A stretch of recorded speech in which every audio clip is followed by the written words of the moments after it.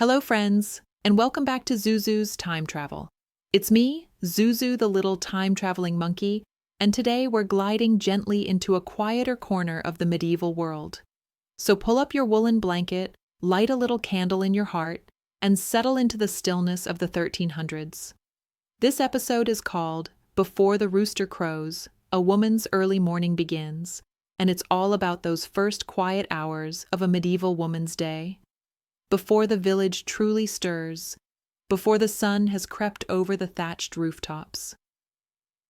If you enjoy drifting through time with me, please consider tapping the like button gently, sharing this journey with a fellow dreamer, and subscribing to our little channel. It helps keep Zuzu's travels alive, and now, let's wander slowly into the past.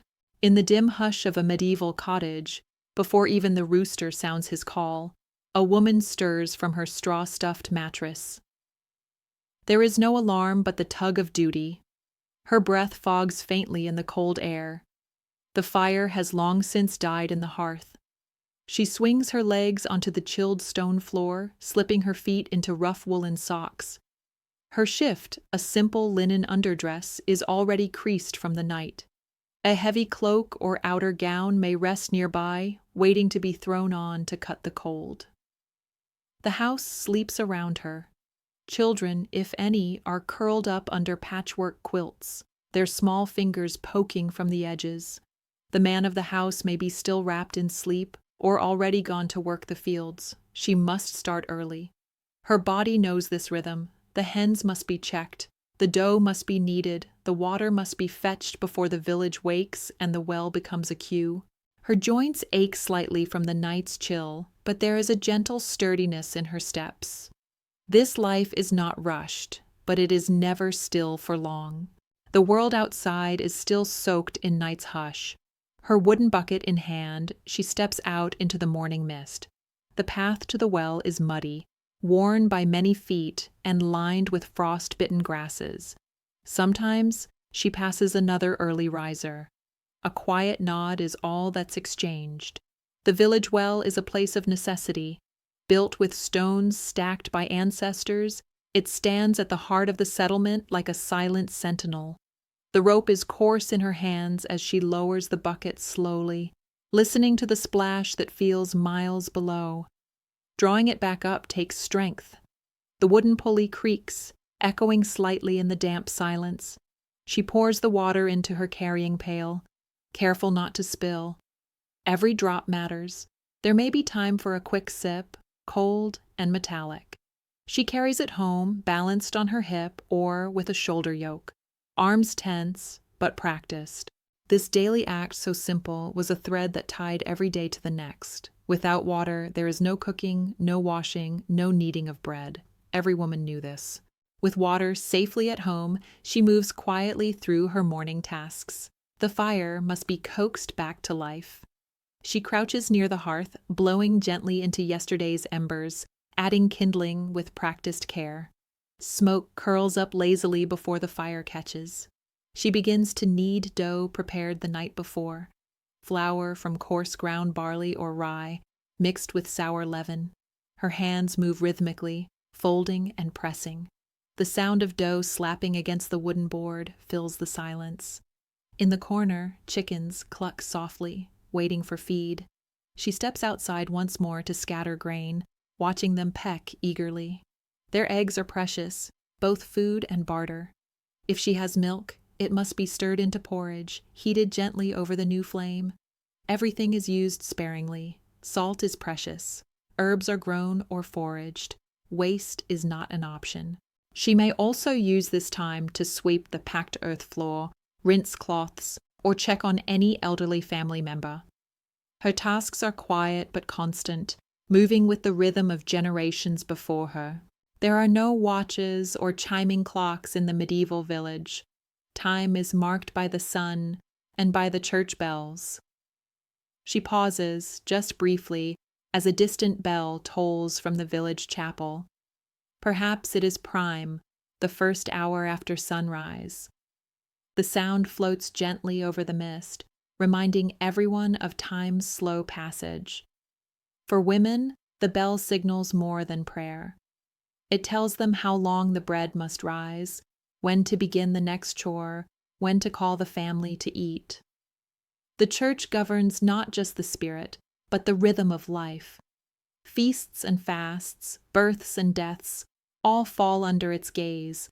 For some it is comfort, for others a cage. She may whisper a prayer or simply nod to the sound, ears tuned after years of hearing its pattern. The bell is not intrusive, it is a gentle metronome. By now the cottage is warmer. Smoke threads upward through the thatched roof, and the smell of bread and porridge begins to rise. She stirs a pot slowly, seated low by the fire. The spoon is wooden, worn smooth by years. A child stirs, rubbing sleepy eyes, drawn by the promise of warmth and food. The bread is baked on a flat stone near the fire, crispy on the bottom, soft within. She checks it carefully, pressing it with her fingers. The porridge simmers with bits of dried herbs or berries, maybe even a little milk if there was luck the day before. This first meal is modest. It fills the belly, warms the bones. There is little talking, just soft chewing and the sound of wood crackling. This moment, this small hearth, is the heart of the medieval home. Everything starts from here. The morning has only just begun, and now comes the wrapping. The shift, softened over time, but always a little scratchy, clings to her like a second skin. It is the layer that never leaves her, absorbing sweat and smoke, hidden but essential. Over it goes a kirtle, dyed in faded tones of brown or dull blue if she's lucky. If the fabric carries color, it likely came from plants she grew or gathered, woad, madder, or walnut husks. Each garment has been mended and patched many times. Tiny stitches crisscross over tears, almost invisible, sewn by candlelight while the world around her slept. Woolen hose cover her legs. They are itchy but warm. A belt, made of cord or old leather, cinches her waist. She may tuck a small pouch into it, holding herbs, needles, or the odd piece of bread. On colder days, she pulls on a thick overgown. It's heavy and smells faintly of lanolin and smoke. Her shoes, if she has them, are tough leather, flat, worn, and stained from the earth. Dressing is not about fashion. It is armor against work, against judgment, against the seasons. The world outside her cottage door watches closely. Her neckline must not plunge too low. Her sleeves must not be too short. Even the width of her belt or the way her head covering drapes could inspire gossip. From the church to the marketplace, modesty was preached as a woman's shield and burden. A covered head meant humility. A loose braid could mean scandal. And yet the rules shifted depending on region, rank, and rumor. Veils were common. Some were simple linen squares pinned behind the ears, others wrapped tightly like coifs. Among wealthier women, headdresses were elaborate, towers of silk and lace. But for the peasant woman, it was usually a cloth folded carefully over hair still damp from washing at the stream. She must walk upright, speak softly, and never linger too long with any man not her husband or brother. To be seen laughing too freely was a risk. To be caught with a dress too fine was a whisper waiting to happen. These unspoken codes became second nature, learned not from books, but from glances, from whispers, from watching older women carry the weight of caution. There is no tailor here. Her needle is bone or iron. The thread is spun from flax or wool, sometimes dyed with onion skins or marigold petals. She stitches in silence, usually after the day's work is done, when her hands ache but her mind is still alert. There are no extra garments hidden away. Everything must be maintained. A tear in a hem could grow into a ruin. A missing button, if she had one, might mean exposure to wind or judgment. She sits by the fire, mending her husband's tunic. One child snoozes nearby. The other plays with a bundle of rags fashioned into a doll. The thread slips rhythmically through the fabric, and time slows. Some nights she embroiders, not for beauty, but to reinforce the fabric. Decorative stitching sometimes disguises wear, a hidden act of pride amid poverty. She has learned to make things last longer than they should. Her fingers know every fiber. Every hole tells a story of work, of movement, of time. Now here's the scratchy truth. Cleanliness, in the way we understand it, didn't quite exist. Baths were rare, water was precious, and soap, if it could be called that, was harsh and scarce. Hair was combed with fine-toothed wooden or bone combs to remove lice. Clothes were boiled if possible, or simply shaken out and left in the sun. Beds were aired near windows. Straw mattresses were replaced seasonally, though many couldn't afford that luxury. Washing was done at the river or in wooden tubs. Ashes mixed with fat made a crude soap, but it was harsh on the skin. Herbs like lavender, rosemary, or mint might be rubbed into the scalp or sewn into satchels to mask odor and discourage bugs. Even so, it was common to feel something crawling. It was simply life. Embarrassing, perhaps, but universal. Women quietly picked nits from their children's hair as they chatted in the field. They soaked feet in warm water when they could, scrubbing heels raw. They wiped their faces with damp cloths and called it a bath. It wasn't filth, it was resilience.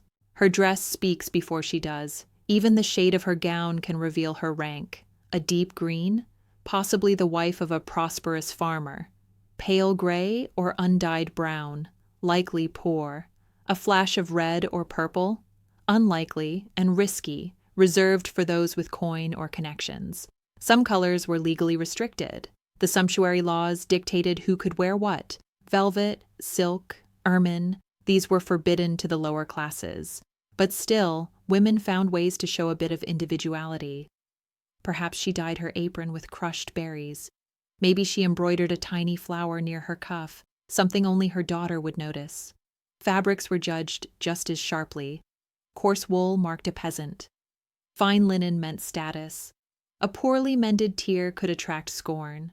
A well-mended one might win quiet respect, so she chose carefully, not just for warmth or comfort, but for what her clothes said when she entered the market, the church, or a neighbor's home. It was a language she learned without ever being taught, a conversation carried not in words, but in hems and threads. Bread wasn't just food, it was rhythm, a part of every day, even if only a small round loaf could be afforded. In most cottages, the bread was coarse, dark, and dense. It began with grains ground at the village mill, if you could pay the Lord's fee, or pounded by hand with a mortar and pestle. The woman kneaded it early, while the sky still blushed gray. Her hands, white with flour, moved in practiced strokes, pressing, folding, turning. The dough was left under a cloth to rise near the fire, where the warmth could coax life from the leaven. This wasn't yeast in a jar. It was a lump saved from yesterday's dough, a living culture passed down like a quiet heirloom. If it failed, the day's bread was ruined. Later, she'd slide the shaped loaf onto a flat stone in the hearth, watching the edges darken, listening for the telltale hollow thump of doneness. The smell, nutty, warm, deeply grounding, drifted through the home, wrapping around the children like a promise. But no one praised this bread. It simply was, like the woman who made it. The garden was not for leisure. Nestled just behind the cottage, bordered by rough sticks or low stone walls, it was her quiet empire. Turnips, leeks, cabbage, and beans, sturdy plants that could survive neglect and cold nights. Between the rows grew herbs, sage for sore throats, mint for nausea, rosemary to bless the dead. These were more than flavor, they were survival. Remedies passed down from grandmothers whose names no one wrote down. She knelt in the soil, loosening roots, speaking to the plants in murmurs no one else heard. Dirt crept beneath her nails, and the sun warmed her shoulders through her coarse gown. Sometimes weeds were pulled with a sigh. Sometimes she left them. Even weeds had their uses, nettles for soup, dandelions for salves. She knew the garden by feel, which patch dried too fast, which corner drew slugs. It was quiet companionship. The garden never shouted. It waited, like she did. When the daylight faded and the children slept, her work was not yet done. She sat by the hearth, spindle in hand, drawing out wool with slow, steady fingers. The raw fleece had been washed, carded, and now it was ready to spin into thread. The spindle spun like a lazy wheel, twisting the fiber into something stronger. Her hands moved in silence, save for the soft creak of the spindle and the occasional snap of a too thin strand. This thread might become a new tunic, or repair an old one. It might be dyed in onion skin or left natural and plain. Spinning was more than craft. It was time to think, to remember. Maybe she hummed a lullaby she learned as a girl. Maybe she just listened to the night. No one counted this labor, but without it, no family stayed clothed, no warmth came in winter, and the thread she spun held more than wool. It held stories, worries, quiet prayers. Her arms were full long before the sun rose. One child tugged at her hem, while another nursed quietly beneath her shawl. There was no nursery, no soft crib with ribbons. A wooden cradle rocked by foot, a blanket of coarse wool, and her own warmth. That was enough. Feeding was constant. Porridge from her fingertip, warm broth from a carved spoon, herbs steeped for colic, waking in the night to hush a fevered cry. And when the baby finally slept, another child needed her. No bottles, no bibs, just instinct and repetition. Playtime wasn't gentle. It was handing the toddler a wooden spoon while kneading dough, letting them follow her in the fields, clinging to her skirt. A lullaby sung while stirring stew. No medals, no rest, just presence. And still she smiled when the baby reached for her face. When things broke, and they often did, it was not her husband who fixed them. The ladle snapped, she bound it with wire and twine. The basket tore, she rewove it with leftover reeds. The stool wobbled, she steadied it with a wedge of bark. She repaired not just clothes, but tools, everyday things, a cracked comb, a bent pin, a pot missing its handle. Her fixes were clever, invisible, enduring. There was no store, no replacements, only hands and time and quiet invention. Even when shoes wore through, she stuffed them with rags and kept going. She was not called an inventor, she was called a good wife, but her hands remembered how to fix. Her eyes measured without rulers, and her work, though hidden, held the family together. So, dear friend, let me ask you gently, have you ever mended something by hand that others would have thrown away? What did it feel like to fix it? Leave your story in the comments. I'll read it while patching my favorite leaf hat under the moonlight. If a woman in the Middle Ages stood in court, her voice weighed less, sometimes legally so. In many regions, especially across feudal Europe, a woman's testimony was considered only half as valuable as a man's. She could speak, yes, but not always be believed. In cases involving land, contracts, or violent crimes, her word alone was often not enough. Even worse, in matters of assault or abuse, the law required a male witness. Without him, her story dissolved like mist. Still, some women found ways to testify, whispering to a priest, writing through a brother, or quietly planting her truth in the ears of others. These small rebellions were subtle. A pause, a look, a single phrase in a crowded square. The court may have doubted her, but the village often knew. A woman's life often hinged on one moment, her marriage. By law, she was to give her consent, but how it was gathered and how freely it was spoken varied greatly. Fathers arranged matches, lords approved unions, daughters were sometimes asked, but just as often told. At 12, a girl could be married. At 14, expected to bear children. Many were wed before understanding what their new life truly meant. Once married, her legal identity became her husband's. She could not own land unless widowed. She could not sue in court. She could not leave unless abandoned or granted rare permission by a church authority. Some found kind husbands. Many did not. But they all learned to nod at the right time, to endure in silence, and to find small freedoms within the walls of a household. Strangely, widowhood could be a woman's only legal freedom. Once her husband died, a woman might inherit land, control her home, or run a workshop. She could represent herself in court. She could sign contracts. For many, it was the only time they held legal personhood in full. Some widows thrived. They managed farms, ran inns, or continued their late husband's trades. A few remarried by choice, but many stayed widowed, preferring autonomy over another round of obedience. But with power came risk. Male relatives might challenge her claim. Sons might take what was hers. Church officials could question her behavior. A widow who dressed too finely or refused to remarry might find herself whispered about. Even so, widowhood often felt like breathing after years underwater.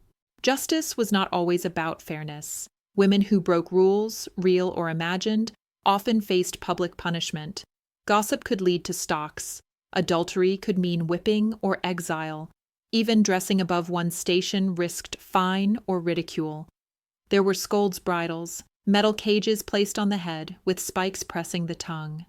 These were reserved for women deemed too loud or disobedient. Some towns had ducking stools, wooden chairs tied to riverbanks where women were dunked until breathless. Public humiliation wasn't just punishment, it was warning. A spectacle to teach other women their place, and yet behind these tools of shame stood women who laughed too freely, challenged a man, or simply refused to obey. In that refusal there was defiance, quiet, costly, but real. The church, though a source of limitation, was also one of rare refuge. Some women joined convents, finding lives devoted to learning, healing, or contemplation. Nuns could read. Some wrote books, copied manuscripts, or became abbesses, leaders in their own right. Others served in lay roles, caretakers, midwives, almsgivers. These women were known, respected, sometimes feared. Their touch brought comfort. Their prayers soothed laboring mothers. Their herbs relieved the dying. While men preached from pulpits, churchwomen served quietly behind the scenes. They heard confessions informally. They passed wisdom in kitchens and gardens. They carried the sacred in their aprons and breath. It was not power in the way men knew it, but it was power nonetheless. And so, dear traveler, I must ask, if you lived in a time where your voice was only half heard, how would you find ways to speak anyway? Tell me in the comments. I'll listen beneath the old oak tree where time slows and stories gather. After morning's weight of labor, kneading, sweeping, tending, the sun rises high, and sometimes for just a little while, she rests. She walks to the edge of the field where a single linden tree stands, its leaves fluttering softly in the breeze. It's not far, but far enough from eyes and duties. There, she might sit on a stone, stretch out her legs, and take a sip of cold water from her leather flask. Sometimes she eats. Bread with a smear of soft cheese, maybe a berry or two from her apron pocket. A few bees dance in the air, chasing lavender. The wind picks at the edges of her headscarf. She lets her shoulders drop. There are no benches, no cushions. But still, this moment feels like a small rebellion, a gift of stillness amid motion. No one thanks her for her work. But here, under this tree, the sky seems to. The cottage is quieter in the afternoon. The hardest work is done. And sometimes, just sometimes, a neighbor comes by. They sit together near the doorframe, stitching or spinning or shelling beans. Their fingers stay busy, but their voices wander freely. They speak of their children's mischief, of a pig that broke loose, of a cousin's marriage gone sideways. Laughter comes in bursts, sometimes stifled with a hand over the mouth, sometimes left to ring softly in the open air. Friendship for women in the Middle Ages wasn't loud or public. It was stitched between tasks, shared in glances and unspoken understanding. They do not discuss philosophy, but they do share secrets, worries, joys. These moments knit their lives together like strong thread through worn cloth, and when one rises to leave, the other says, "Come again," and means it. Not every day was work. Holy days, saints' days, harvest festivals, these broke the rhythm of toil. On those rare days, music filled the village square, and colors returned to faces dulled by winter and worry. She might wear her best, still simple, but freshly washed and mended, her veil pinned more carefully, her eyes lifted with a little more hope. Vendors brought honeyed pastries, ribbons, or carved spoons. Children ran wild with laughter. There were dancers, wooden flutes, and drums that echoed into the hills. For once, the Lord's gaze softened. The village forgot its rules. She could smile too long. She could sway to music. No one counted chores today. These feasts weren't just about food.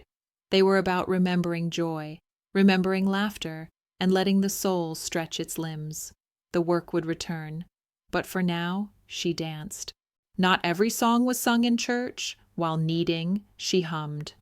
While sweeping, she whispered half melodies once sung to her as a child. These weren't performances. They were breath stitched to memory. Sometimes she sang to the baby, other times to herself. The songs changed with the seasons, planting tunes in spring, lullabies in winter, little verses about foxes and rain. Some were silly, meant to make children laugh. Others were solemn, soft-spoken prayers with tunes too old to trace. These songs weren't written down. They passed from mouth to mouth like wind through reeds. And when she sang, the work felt lighter, the burdens shared. No applause followed, only a sense that time was passing more gently now. Evening falls like a thick blanket. If she is lucky, she might slip away for a short walk, just a loop around the outer fields or through the trees at the edge of the village. No one calls her name, no one needs her hands. Just the quiet scuff of her shoes in the dirt, the wind sighing through the grass, and the sound of her own breathing. Sometimes she talks to herself. Sometimes she says nothing at all. The sky glows orange, then fades to gray. Birds call good night. Smoke curls from chimneys like the village is sighing too. In this hush, she is not a wife, not a mother, not a servant. She is just herself. And that, in a world built for others, is joy. So, sweet dreamer, let me ask you quietly, what small joy in your day feels like a festival, even if no one sees it? I'd love to hear. Share it in the comments. I'll read it while sipping chamomile under the starlight canopy of my time-traveling treehouse. She was not rich. She owned no land. But when a baby was on its way, they sent for her first. The village midwife walked with purpose, her satchel slung over her shoulder, filled with cloths, herbs, a dull knife, and a smooth stone for blessings. She didn't wear robes or rings, but the women knew her hands better than any priests. She arrived quietly. No fanfare. Just a nod to the anxious husband, a soft word to the mother in pain. Her knowledge didn't come from books. It came from years of attending births, listening to elder women, and learning the sounds of labor, when to wait, when to press, when to pray. She soothed with warm water, whispered encouragements, and used peppermint oil or willow bark for pain. Sometimes she sang, and when the baby arrived, squirming and red, she caught it like sunlight falling into her palms. She'd earned no title, but to many she was more sacred than any knight. In the far corner of her cottage, the healer kept a shelf, not fancy, not grand, but filled with bottles, bundles, and dried leaves hanging from strings.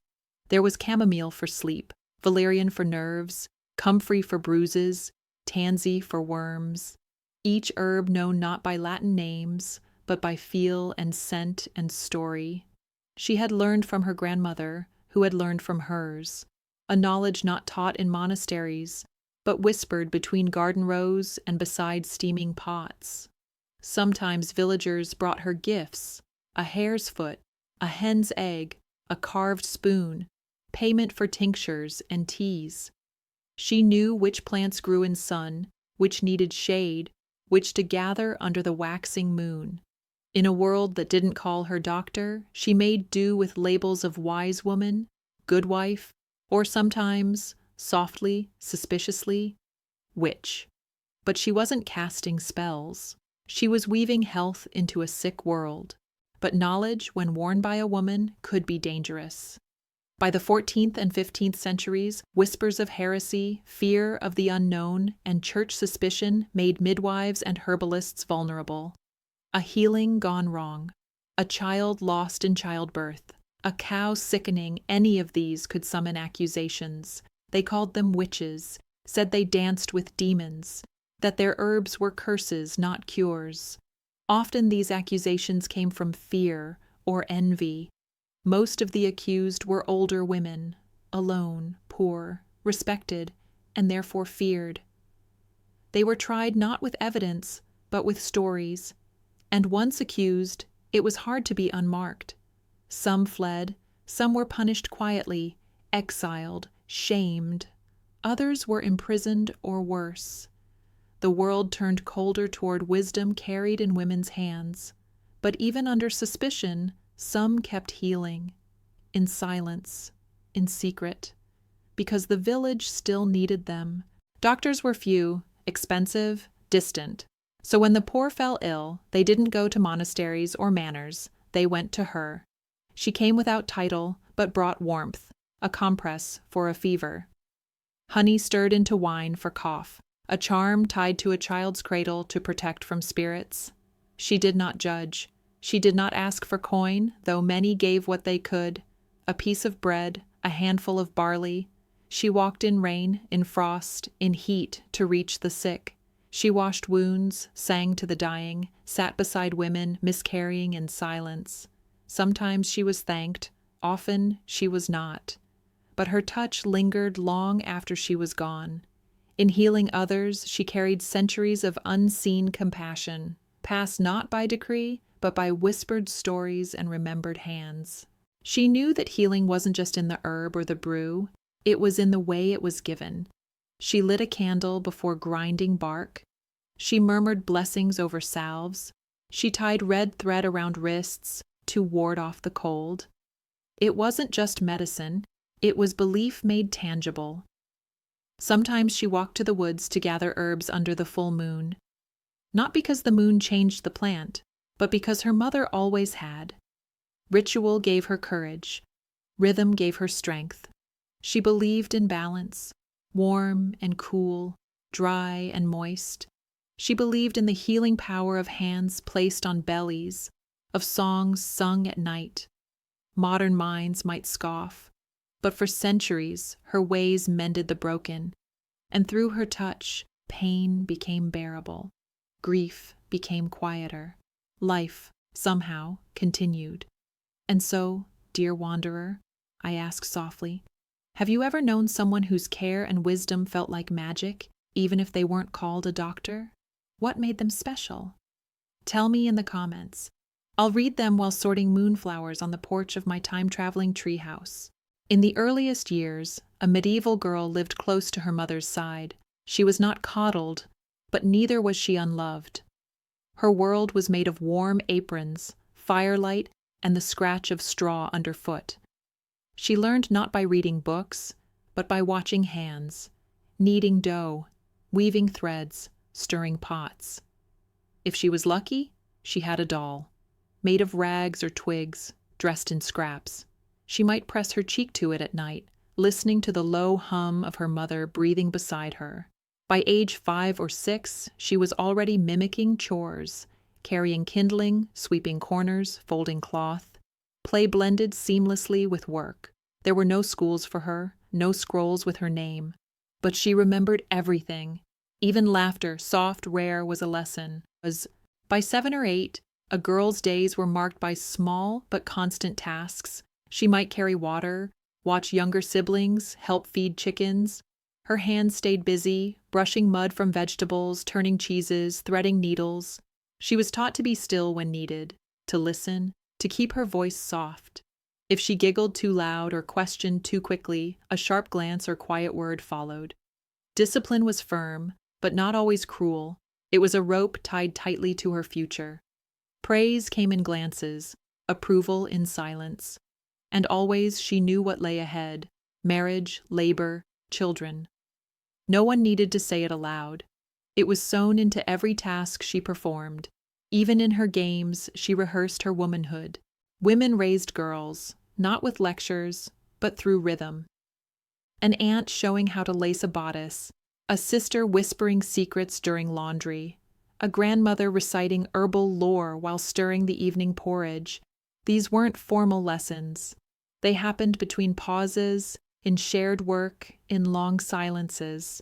A girl watched as women comforted the sick, negotiated with merchants, handled grief and laughter, and the slow passing of time.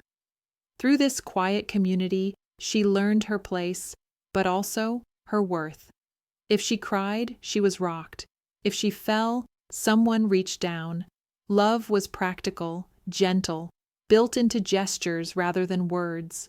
And slowly, she understood. To be a woman was to hold many things at once: hope, pain, duty, and beauty, without letting any of them fall. Around age 10 or 11, a girl began asking questions. Why must I cover my hair? Why can't I climb trees like my brother? Why does the priest never speak to us directly? Some questions were ignored, others earned a scold or a prayer. But deep inside, many girls carried a flicker, a wish for more than what was assigned. Some wrote poetry in the dirt, some eavesdropped on tradesmen, some watched the stars and imagined other lives. A few were sent to convents, some as punishment, others for safety or study. There, among books and psalters, a girl might find a different path. But most stayed. And though their rebellion was rarely loud, it lingered in how they spoke to their daughters, not with protest, but with possibility. Then, one day, without warning or fanfare, she bled. Her mother may have noticed first, through washed cloth or a changed gait. A quiet conversation followed, often behind the cottage or in the dimness of early evening. There was no party, no candles, just a hushed recognition that childhood had ended. She was told to be careful now, to guard herself, that men would look differently, that marriage might come soon. Some girls felt shame, others pride, most felt confused. What they all shared was the weight, the sense that something irreversible had occurred. She slept that night with questions in her bones and no answers written on any page. But by morning, she rose, tied her headscarf tighter, folded the cloth, and continued on. So, my thoughtful traveler, I ask with gentleness, what do you remember most vividly about growing up? The first thing that made you feel older, even before others noticed? Share with me in the comments. I'll read it while sipping barley tea under the twinkling canopy of my time-traveling treehouse. Not every girl grew up to marry or tend fields. Some walked another path, behind high stone walls and into the rhythm of a convent. For a few, it was a calling, a quiet longing for God. For others, it was chosen by fathers, especially if dowries were too expensive or sisters were too many. And still others arrived in grief, widowed too young, or seeking refuge from hardship. The entrance was not dramatic. There were no horns or processions, just a soft farewell and the closing of a door. Inside she received a plain robe, a veil, a new name sometimes, her own name, given at birth, folded away with her old dress. And then her life began again in silence. Life inside a convent was ordered like clockwork. Though there were no clocks, only bells, matins, lauds, prime, terce, sext, none, vespers, compline. These weren't just prayers, they were markers of the day. Each bell rang through the corridors, calling the sisters to gather, to chant, to kneel. Between prayers there was labor, tending gardens, illuminating manuscripts, preparing bread, mending habits, copying psalms. Meals were eaten in silence with scripture read aloud. Conversations were soft, when allowed at all. For some, this routine felt stifling. For others, it brought peace, a break from the chaos and burdens of the outside world. There was beauty in the discipline, in repetition. In a world where much was unpredictable, the convent offered a stillness like no other. Inside these walls, some women touched knowledge that most never did. While peasant girls learned by doing, convent girls learned by reading. They studied Latin, scripture, and sometimes medicine or astronomy. They wrote letters to bishops, copied sacred texts, or painted miniature saints in gold leaf. Some composed hymns or chronicled village histories in beautiful looping script. This was one of the only places in the medieval world where a woman could write freely, without asking a man for permission. One might not speak her thoughts aloud, but she could ink them into parchment, knowing her hand was steady and her mind was sharp. Here, scholarship was not ambition. It was devotion. Many convents ran hospices, infirmaries, shelters for the unwanted. Nuns tended to the sick when no one else would, cleansing wounds, changing linens, preparing warm broths, and comforting the dying with psalms whispered beside beds. It was work of the body and the soul. Their hands were gentle, their eyes patient. They did not fear sickness the way others did. They believed service to the suffering was a way to walk beside Christ. They might never marry or raise a child, but through this work, they mothered the world in small, sacred ways. And when they wrapped a stranger in clean cloth, it was as if they wrapped the whole earth in care. In time, the convent changed her, not always visibly, but slowly, like how moss softens a stone.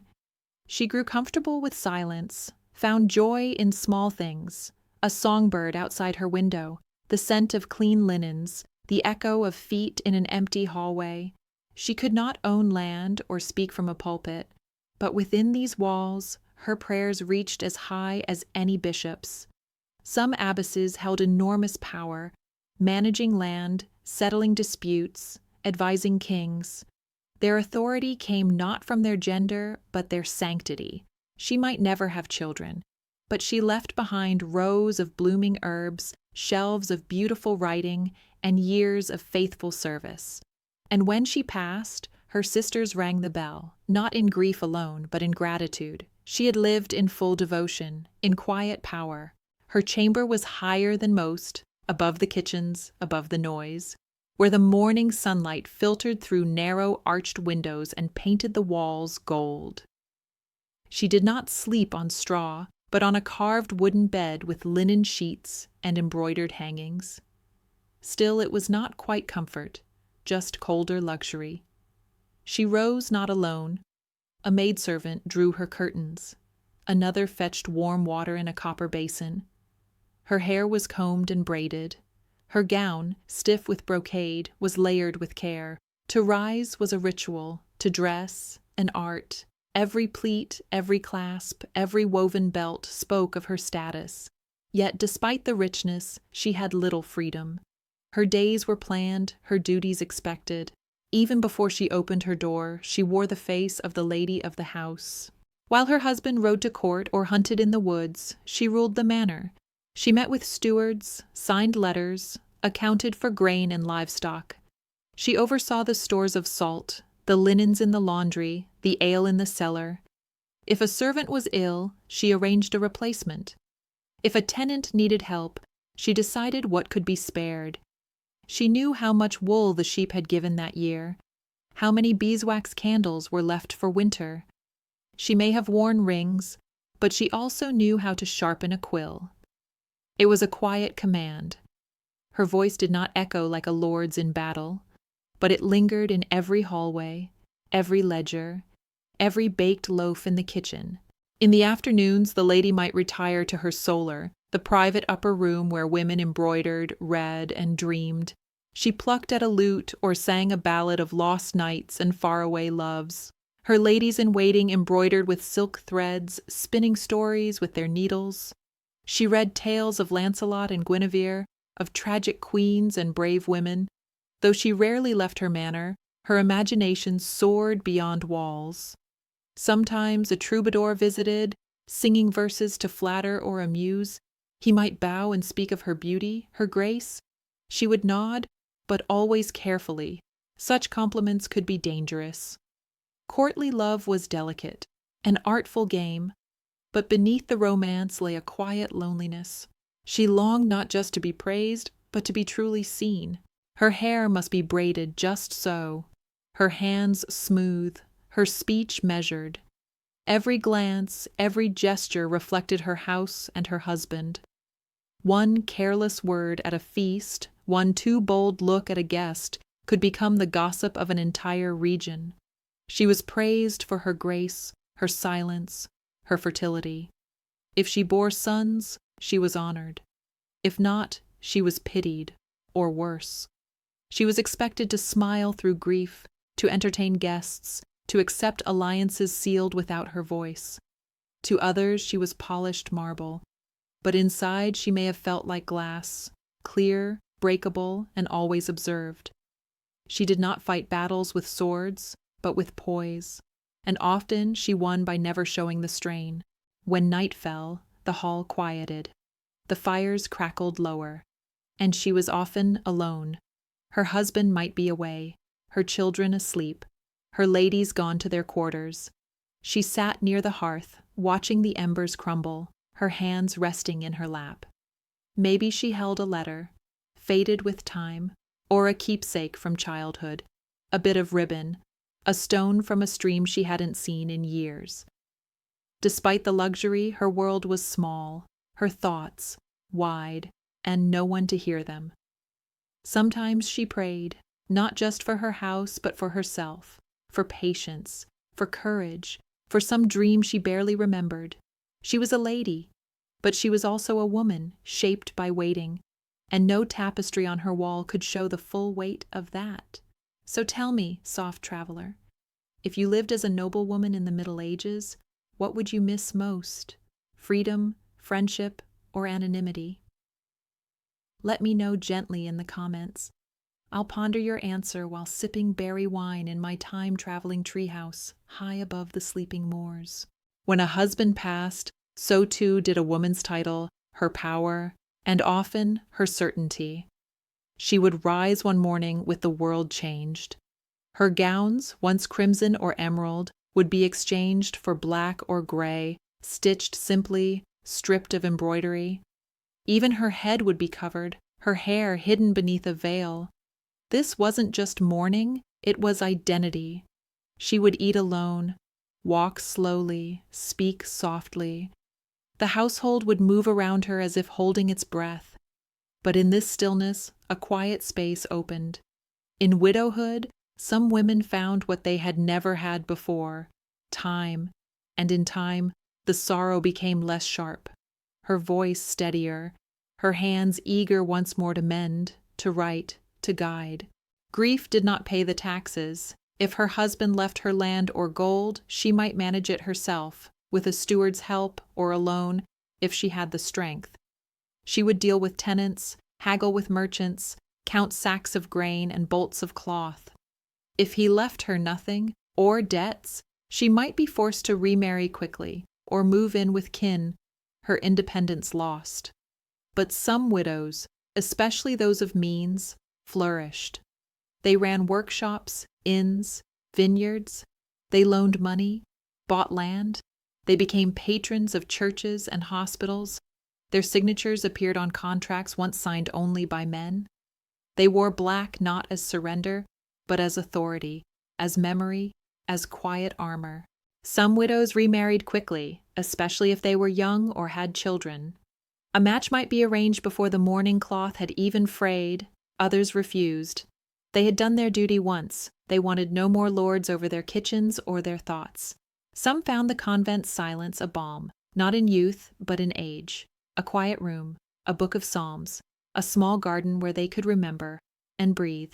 There were also beguines, lay women who lived together in prayer and service without vows, independent, devout, free from both husband and bishop. For the first time, they chose.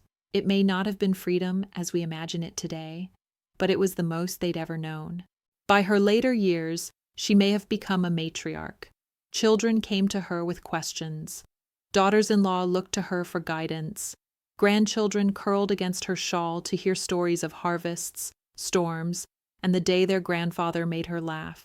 She no longer cooked every meal or swept every floor, but her voice guided the house. She was no longer the maiden, nor the wife, nor even the widow. She was the keeper of memory, the stillness in the storm, and in her gaze was something rare in medieval times. A woman who had lived long enough to look back and smile. When she passed, her life might be marked with a simple wooden cross or a carved slab in the chapel. Her name might not be sung in songs or carved on castle walls, but her cloth still warmed shoulders, her fields still fed bellies, her stories still shaped lives. Some left coins to churches, hoping prayers would ease their souls. Some left land to daughters. Some left words scratched in books no one read for centuries.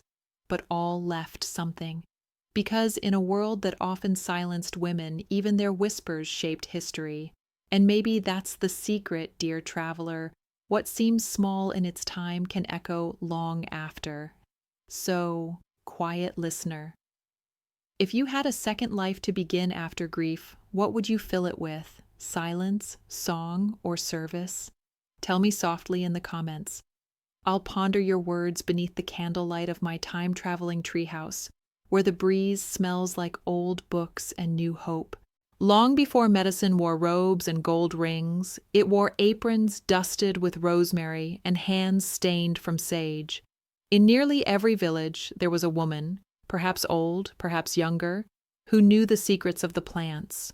She plucked yarrow from the roadside, hung mugwort above doors, boiled willow bark for fever, chewed licorice root for coughs. People knocked on her door in the dark for a poultice, a salve, a prayer stitched into a bundle of herbs. She kept no scrolls. Her knowledge lived in memory, passed from mother to daughter, or from elder to curious niece. She wasn't called a doctor. She was called wise, sometimes strange, and sometimes dangerous. When birth came, it didn't come in palaces. It came in barns, in darkened rooms, in houses thick with straw and prayer. The midwife arrived with linen cloths, warm water, strong hands, and the knowledge of 100 births before. She coached, she comforted, she whispered. She knew how to ease breech babies, how to cut the cord, how to tie the mother's belly with wool and prayers. She carried talismans, dried flowers, words older than Latin. If the baby lived, she was praised. If not, she was questioned. She worked between life and death. Not saint, not sinner, but always necessary. The church frowned upon certain herbs, certain chants, certain charms buried under doorsteps. And yet, people still came. They asked her to bless a field, to cure a stubborn cough, to keep evil away. She walked the line between what priests would allow and what neighbors needed. Too many cures, and she drew attention. Too few, and people whispered she had lost her power. She knew when to speak scripture, when to murmur the old words, and deep down she understood. Her power was not in the plants alone, but in the trust placed in her hands. It was not witchcraft, but it wasn't quite allowed either. A bad harvest, a sudden fever, a child lost too soon.